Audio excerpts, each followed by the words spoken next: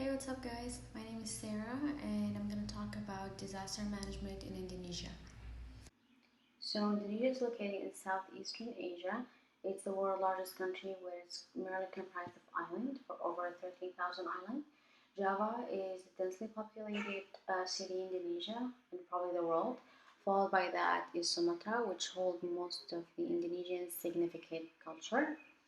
The country is prone to many disasters because it's located in the Ring of Fire, which is an area where a large number of earthquakes and volcanoes are activated around the Pacific Basin.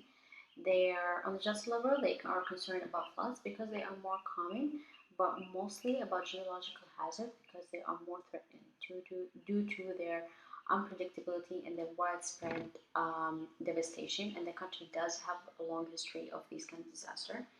Their implementation goes from top to down, starting from the National Disaster Management, which is the highest level of authority that works under the president. They gather information and they hand it out to the Regional Disaster Management, which operates on the local levels. And there is the Emergency Operations Center, which is a center that consists of warning and emergency response.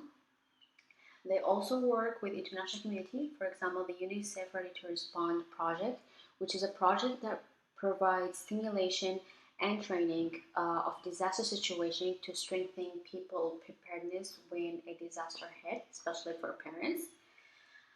One of the main obstacles is the lack of communication because their population is disturbed over 6,000 islands, and so it's difficult for the government to broadcast disaster related information to people who live in remote areas. And also funds, the government does allocate funds, but it's difficult for them to make sure that the funds go where it's supposed to go.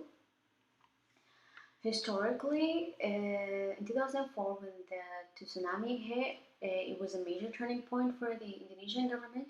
So they renewed their institution, policies, laws to enhance their disaster risk implementation. They combined the management, preparedness, and response together in 2007, and followed by that, they created the Disaster Management Agency. Their plans has shaped the country's disaster management policy and strengthened their agency. Overall, the country has three development plans: the long-term plans, which goes for 20 years, and it focused on efficiency and planning reasons. The second one is the medium-term plan, which allows the government to regulate their strategic plans. The third and the last one is the master plans, which it focuses on accelerating and expanding the economic development of Indonesia. So that's it, guys. Thank you for tuning in, and I hope you learned something.